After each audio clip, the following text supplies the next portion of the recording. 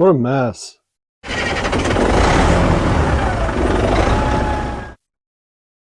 Hey guys, welcome back to the channel. Today we're working on the rebuilding of the Craftsman YT3000, which had suffered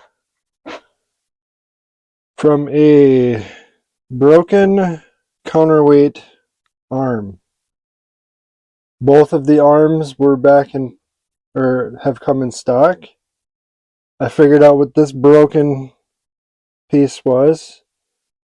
It's a counterweight plug. I ordered two of them thinking there was one for each arm. There's only one. I got that. I got my gasket set. I think that's all we need. I'm first going to work on just cleaning stuff. I got to remove the old gaskets. This curve is filthy. I really don't have any space on the bench, so I'm going to just kind of take some of this off here and just work on it a little at a time. Clean a little bit, rebuild a little bit. The one thing I was looking at and curious, I did look at getting a new crankshaft just because this one does have, there's some buildup on this journal here.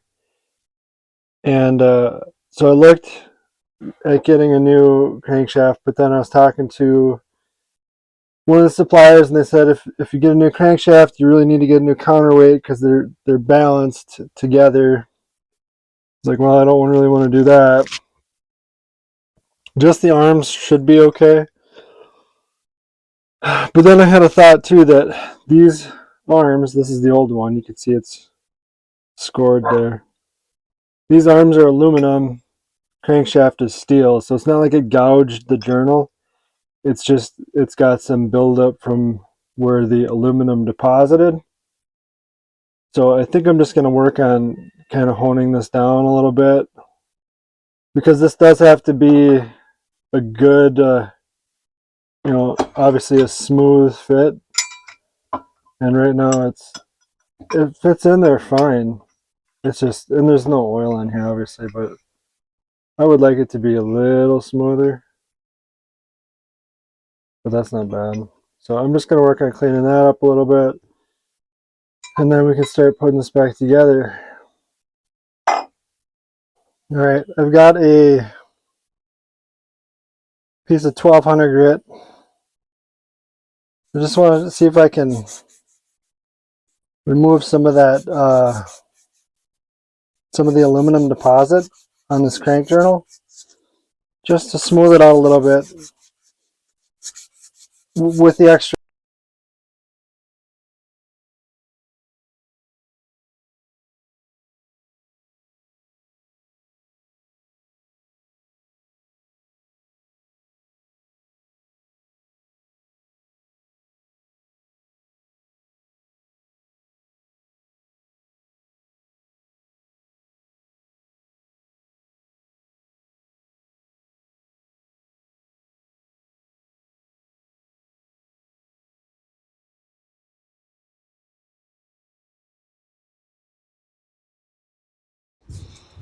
When I'm rebuilding an engine, I like to use the Permatex Ultra Slick. I just poured in a little dish here so that way I can use a brush and paint it on. It's kind of the go-to method for lubricating during reassembly.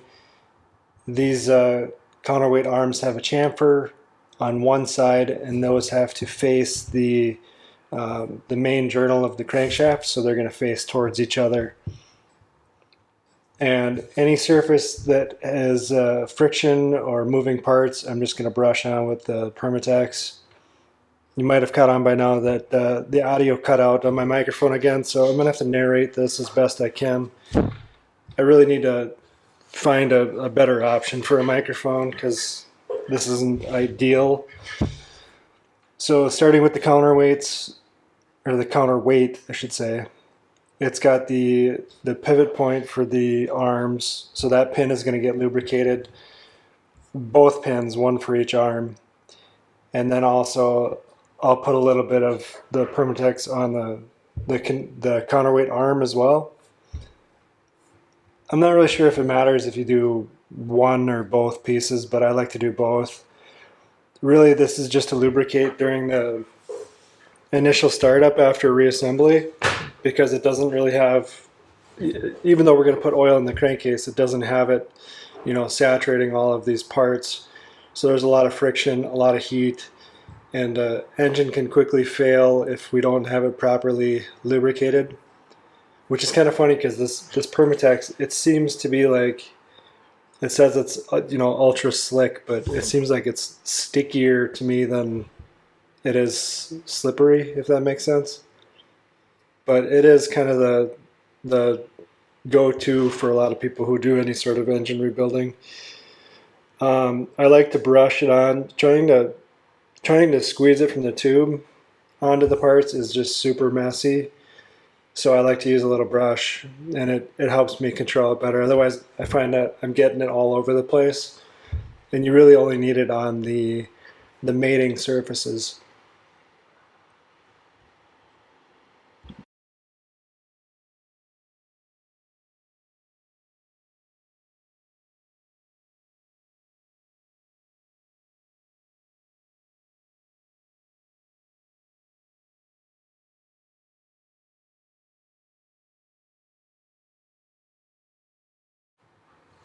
So once the counterweight's all put together, there's just the one plug that goes in the pin on the back side. Even though there are two pins, there's only one plug, and that goes on the flywheel side, I think. It's obvious because there's only one that's visible on the outside of the counterweight. I did buy two because I figure there's two arms, two pins. There's probably two plugs, but in reality, there's only one. So now that we've got the counterweight assembled, we can put the ring gear on the crankshaft, and that is held on by a key. So I'm just going to tap that into place. This doesn't need to get lubricated because it is not, even though the crankshaft itself is moving, the ring gear is staying in a stationary position on the crankshaft. It's held in place by this key, so that doesn't have to get lubricated at this time. Just tap that key into position and then drop the ring gear on over that.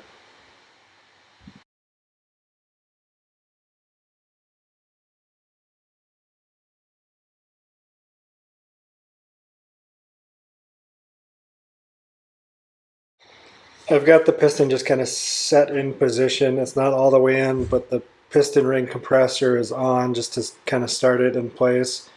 I like to do that just so that way I'm not trying to fight one part and then the both, the crankshaft and the piston. I just do a little bit at a time so that way they kind of mesh together. There's the flywheel side of the crankshaft. That seal is already in. I put a new seal in there, and it went in fairly easily. The one thing that I was running into with this engine is that throughout this whole process, I'm kind of turning the engine over, making sure things are aligned, that we don't have a lot of excess friction or whatnot, since that's what initially caused the damage in the first place. But what I found was that the um, the counterweight kept running into the governor arm, and so I thought that was going to cause some problems. Once we fired it up, but thankfully that hasn't appeared to be the case. So with the piston kind of set into position here, I've got the rings compressed. I'm just slowly tapping it into the cylinder. Um, the only real tricky part is trying to make sure that the arm is oriented in the right direction so that way it'll fit on the crankshaft the way it's supposed to. There is an arrow on the top of the piston, and that should point toward the flywheel. But even if you're off by like a degree, for instance, that surface isn't going to fit directly on the crankshaft journal.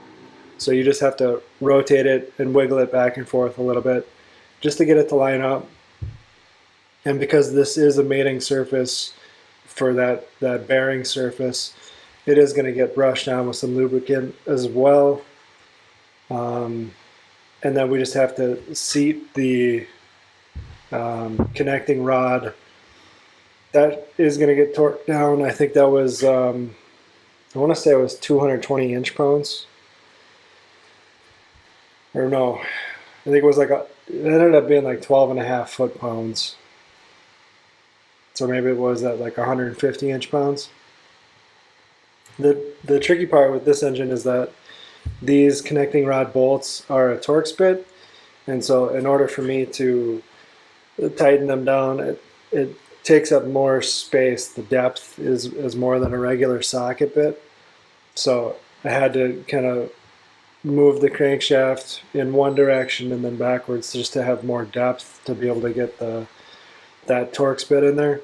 But no big deal, just tighten it down. The one thing that was nice about this connecting rod is that it had a little groove on one side, so you know the orientation could only go in one direction. So just get that in and tighten it down, torque it to spec.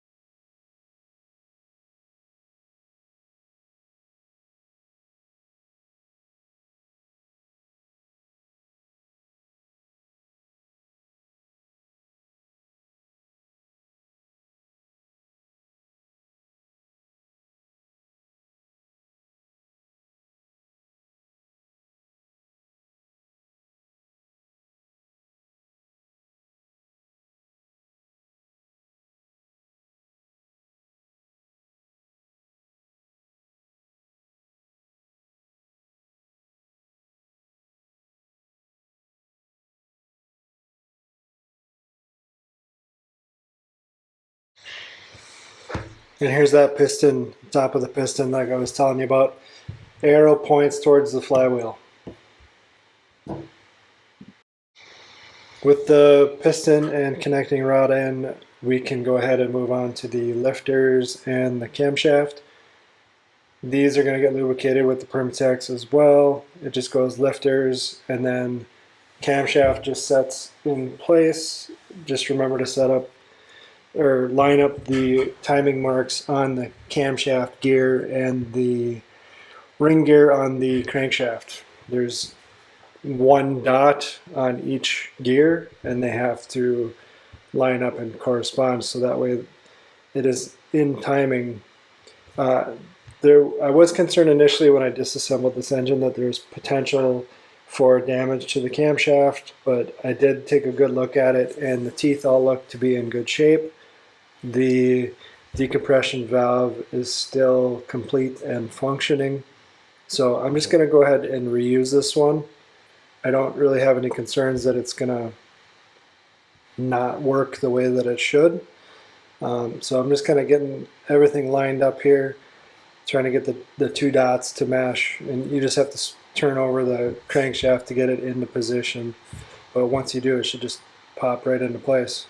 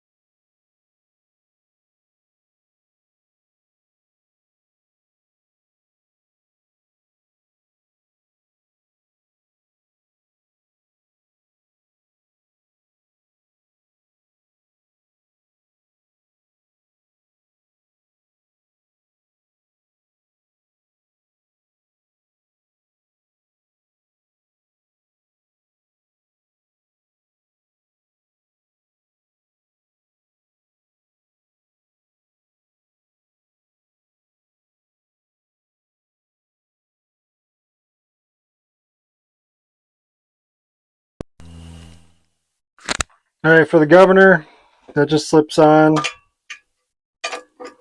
top of the camshaft.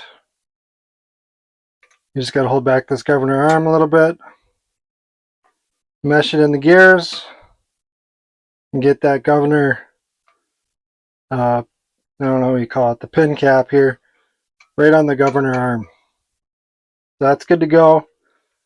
Now we should be able to go ahead with our sump cover gasket.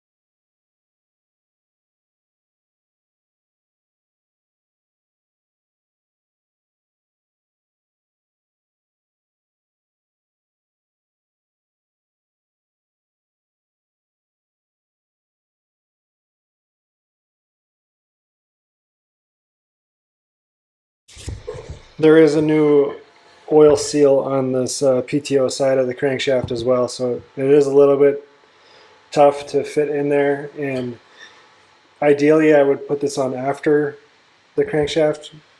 I just find that I have better success about not rolling an edge over, and that was the case in this one. Apparently I did not get it on camera, but it kind of rolled over a little bit, which is no big deal. As long as you're going slow, you can just kind of manipulate it with a small screwdriver to get it back into place. It's important though, if the sump cover is not going on easily, don't force it. Like, I'm just using a rubber hammer and just giving it some light taps. There's going to be some resistance because of the seal, but if you're trying to force it, then that means that, you know, perhaps the governor slid out of position, or if you have the oil pump still in place, that could be not aligned. Basically, if it's not going with just light taps, that means something is out of place. And if you try to force it, you're likely to break something. So just keep that in mind. If it's not going easily, then something's wrong. So take it apart, give it another shot, look over everything, make sure things are lined up.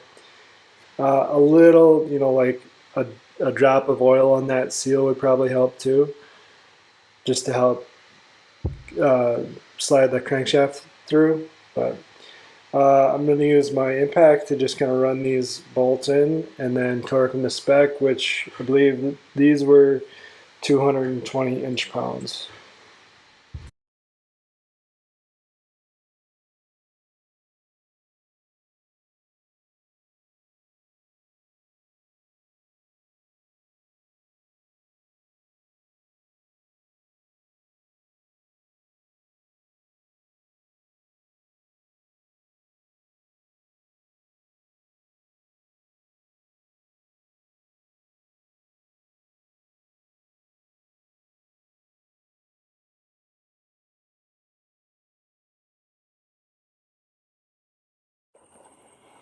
All right, I give up on that mic. It kept cutting out.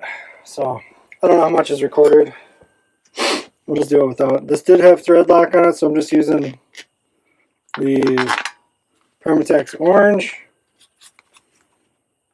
It had red on there, but orange is supposed to be as strong as red, but it comes out like blue. So red is supposed to need heat in order to loosen it, and blue doesn't. So orange is kind of the best of both worlds.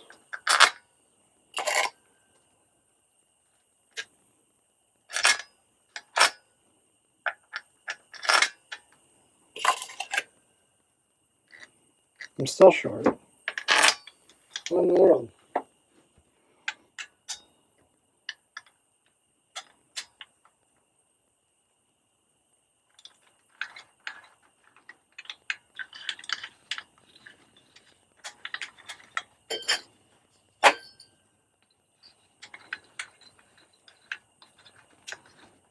So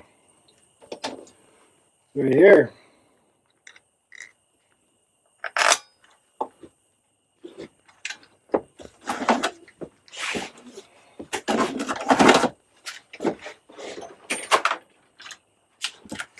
I'm just going to run these down.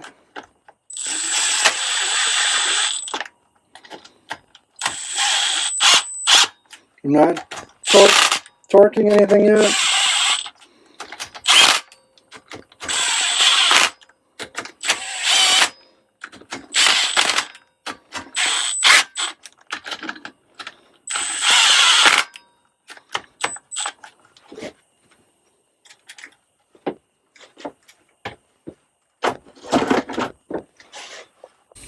Alright, so these are supposed to get torqued to 220 inch-pounds, which is like 18 foot-pounds.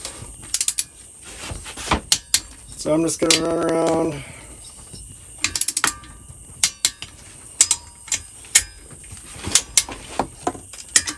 Run these all in. And then I'll go around it one more time just to make sure I didn't miss any.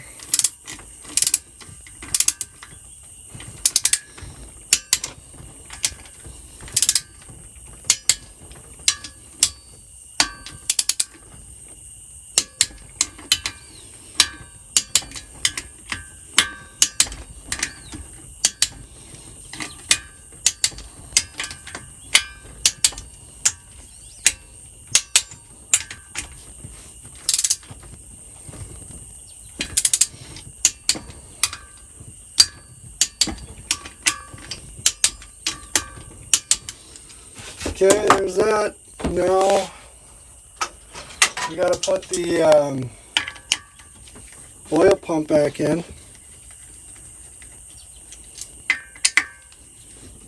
So we'll take this cover out.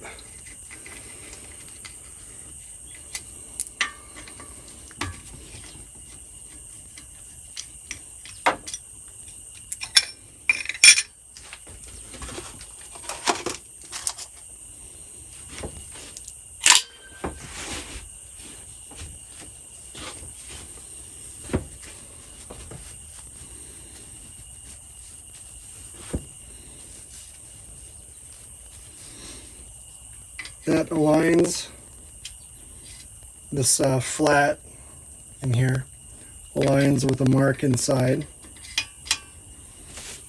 And then the star gear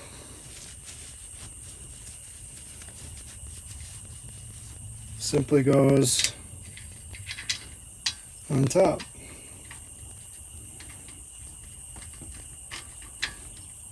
Like so. And put the cover back on.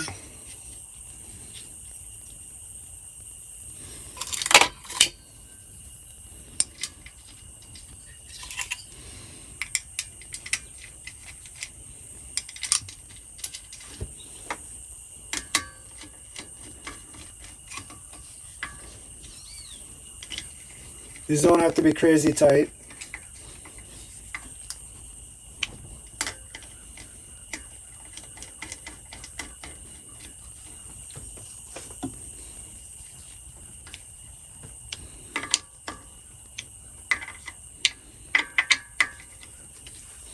There's that. Valve gasket, or head gasket, sorry. And then, let's see here. Head goes on. There are a couple dowel pins to help line it up.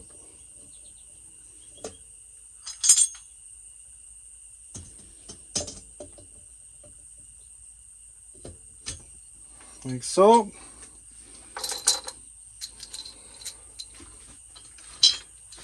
Should have 8 bolts on top.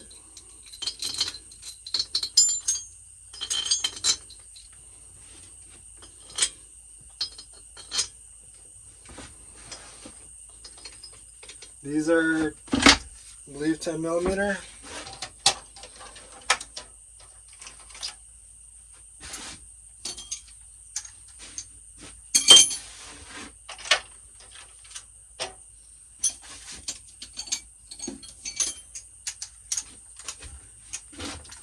So again, I'm just going to run them down.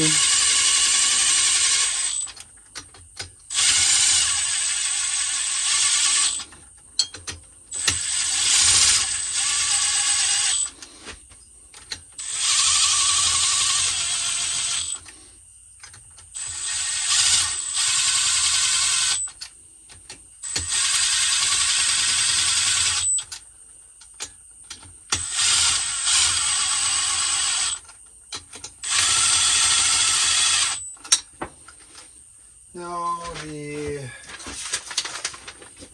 cylinder head, 220 again. So we'll just leave that 18 that we had from before.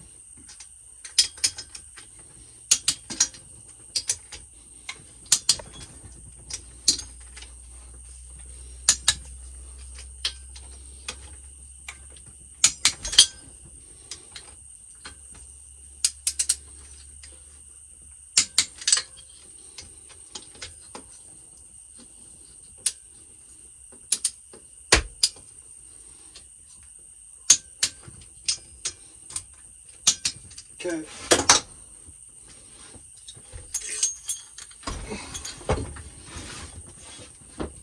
Before we set the valves, let's go ahead and put the flywheel on so we can turn it over easier.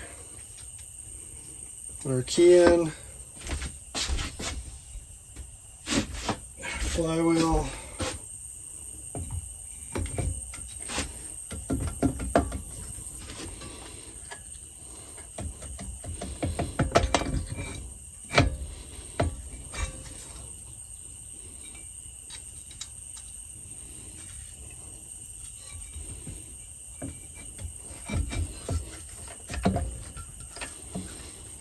Not really liking how that's fitting.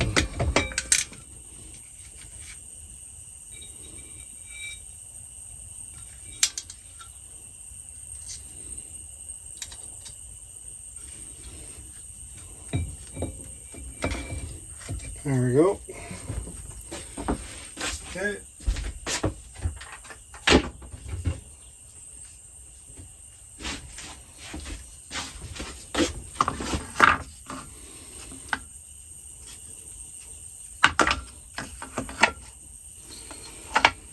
It was like so, and that was like so.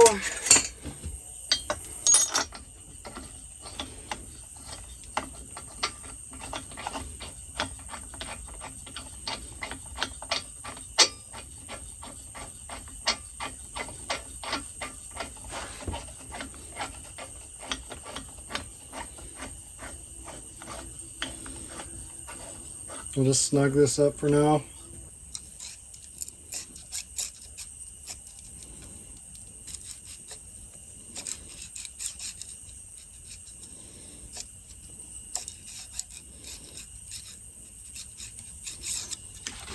Put it about there.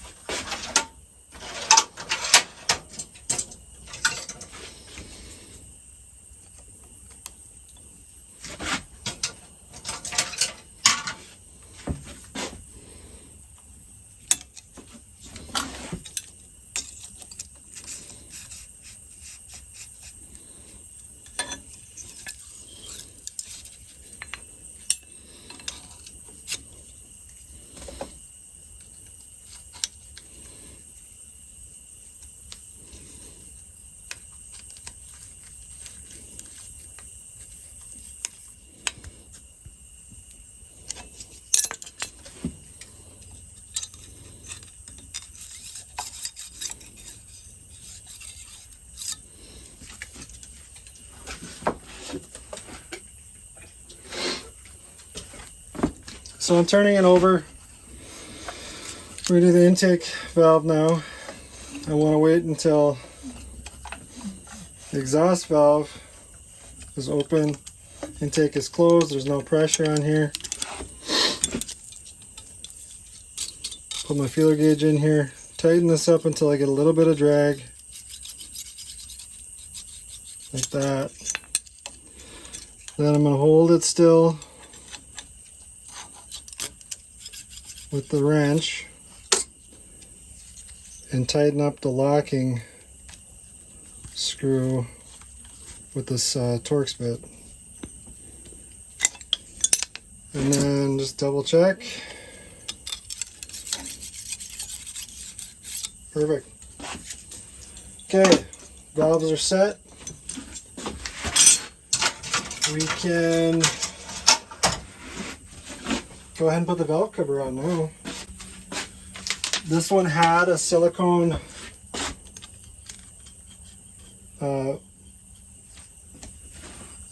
sealer instead of a gasket, but the new kit came with a gasket, so that's what I'm going to use.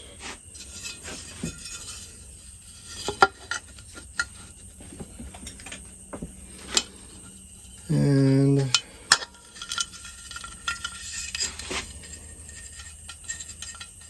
kind of hard doing this over your shoulder.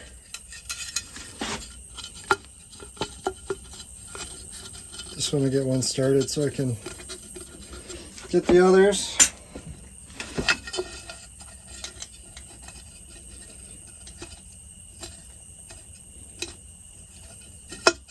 This should be 10 millimeter as well.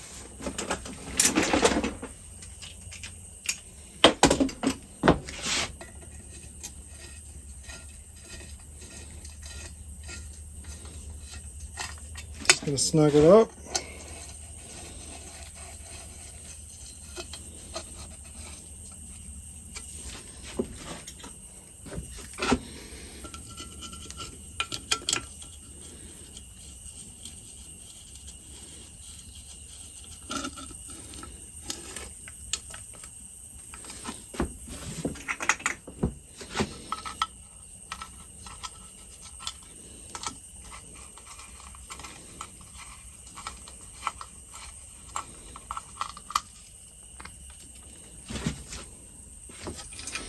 And if this does leak, we can always come back and put some silicone sealer on it.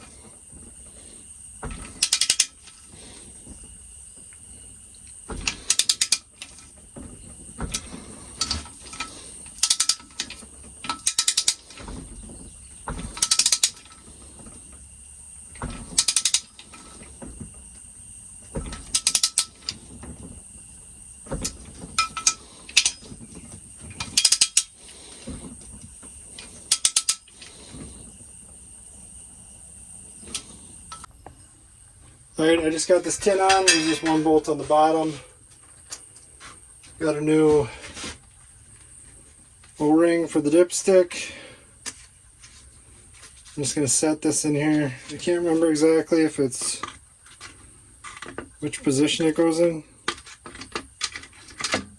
It's like that. That makes sense. And then get the cover.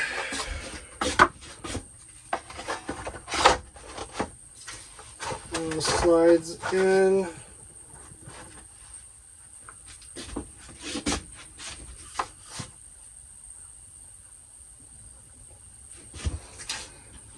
Oh. I got this little cover too. That just goes right on the top of the grass shroud here on the flywheel. And from there, we've just got our 4 bolts, the 2 with the longer stem go in the back. This one is also the retainer for the dipstick tube. 2 shorter ones go in the front.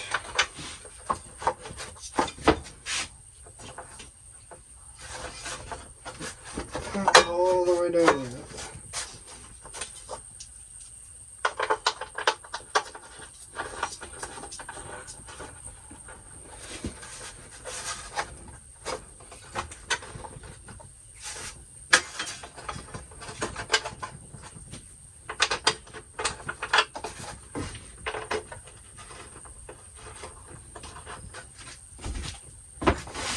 And then this last screw goes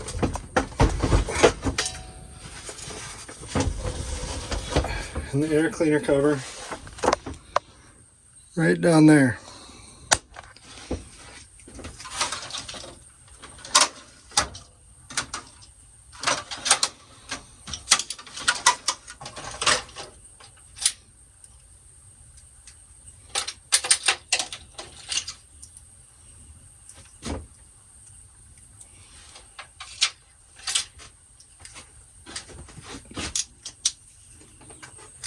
And that's kind of a bugger to get in there. I have not done the carb linkages yet. I'll do that when I put it back on the machine. So chances are this might have to come back out. I think a flathead would work better actually. Maybe.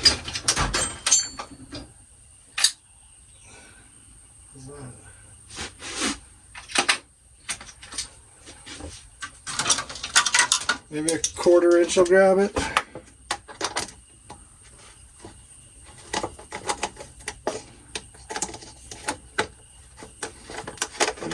There we go. There's that. I believe these should be 10mm.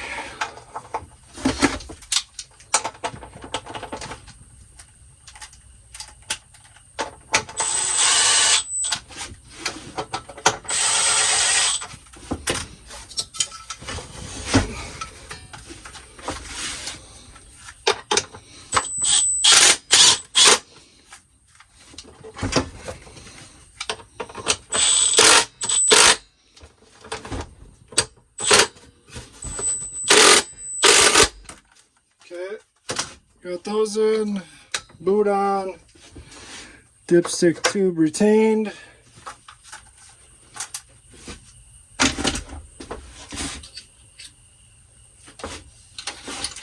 Now just our air cleaner, air filter, which this one was in good shape, so I'm not going to replace it, and our air filter cover.